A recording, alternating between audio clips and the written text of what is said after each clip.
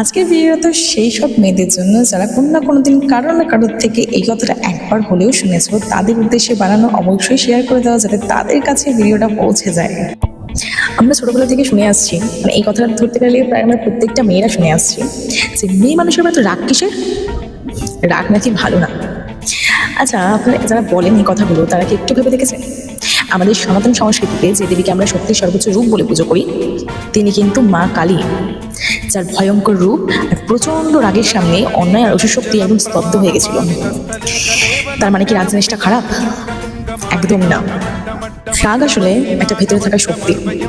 মেয়েদের শান্ত থাকতে বলা ভালো, কিন্তু অন্যায় সহ্য করে চুপ করে থাকা কোনো গুণ নয়। নিজের আত্মসম্মান বোধকে রক্ষা করতে এবং অন্যায়ের বিরুদ্ধে দাঁড়াতে রাগের প্রয়োজন অবশ্যই আছে।